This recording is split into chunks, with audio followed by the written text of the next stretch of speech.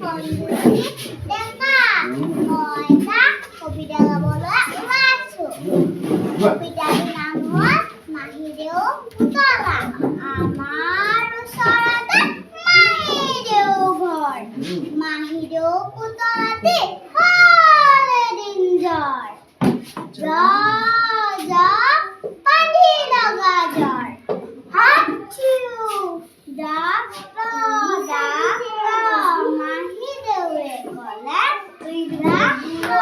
আমি বলা দাদা দিলে দৌৰ দৌৰ দৌৰ টক টক দুৱাৰত ডাক্তৰে কৰে টক টক পুতলাই গৈ কপে ভয় নাই ডাক্তৰে ক'লে লাহেকৈ পুতলাক বেজী এটা দিলে আয়ো দৰৱ খালে গাখীৰ খালে জ্বৰ ভাল হ'ল হাঁহি হাঁহি পুতলাই খেলিবলৈ আপুনি যে শৈক্ষিক দিশৰ লগতে কৰ্মশীল জীৱনতো সফলতা লাভ কৰিছে সেইবাবে আপুনি আমাৰ বাবে আদৰ্শ আপোনাৰ এই আদৰ্শৰে আগবাঢ়িবলৈ আমি কেনেদৰে এতিয়াৰ পৰাই আগবাঢ়িব লাগিব অলপ ক'বনে এতিয়াৰ পৰা বেলেগ একো কৰিব নালাগে এতিয়া তোমালোক ভাল ছাত্ৰী হ'লেই হ'ল ভাল ছাত্ৰ হ'লে ভাল ছাত্ৰ যেতিয়া হ'বা জীৱনত সফল হ'ব পাৰিবা তো কেৰিয়াৰ মেলাটো ডায়েটে প্ৰথম কৰিছে চাগে প্ৰথম কৰিছে গতিকে এইটো এটা খুব ভাল পদক্ষেপ জেনেৰেলি আমাৰ ডায়েটে এনেকৈ নকৰে আমাৰ মহাবিদ্যালয়সমূহ বা বিদ্যালয়সমূহে কৰি থাকে ডায়েটে এইটো কৰিছে এইটো ভাল পদক্ষেপ আৰু যিহেতু আমাৰ ইয়াত যথেষ্টখিনি উপযুক্ত নৱপ্ৰজন্ম আছে চৰকাৰী খণ্ডৰ কাৰণে হওক ব্যক্তিগত খণ্ডৰ কাৰণে হওক বা স্বনিয়োজনৰ কাৰণে হওক গতিকে আমি তেওঁলোক কোন দিশত যাব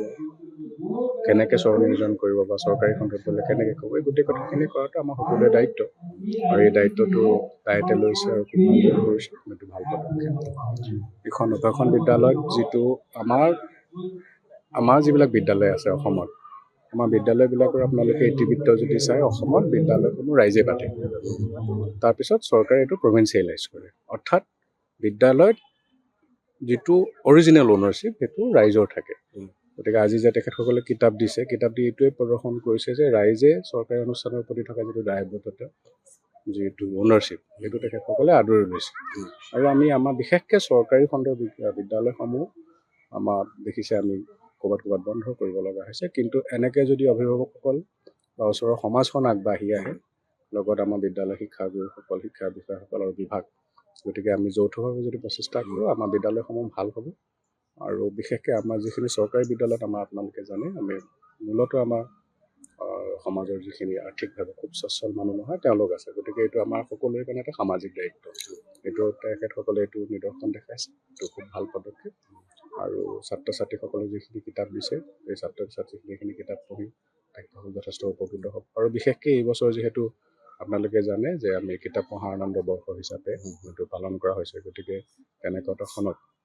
অভিভাৱকসকলে আগবাঢ়ি আহি যিটো পদক্ষেপ লৈছে সেইটো খুবেই প্ৰশংসনীয় পদক্ষেপ উদ্যানখনৰ ওচৰতে এখন অংগনবাড়ী কেন্দ্ৰ আছে অংগনবাড়ী কেন্দ্ৰটো গ'লোঁ তাতে তেখেত বাইদেউগৰাকীয়ে যথেষ্ট কষ্ট কৰিছে বুলি কৈছে আৰু ভালকৈ কৰিছে আমি ভাবিছোঁ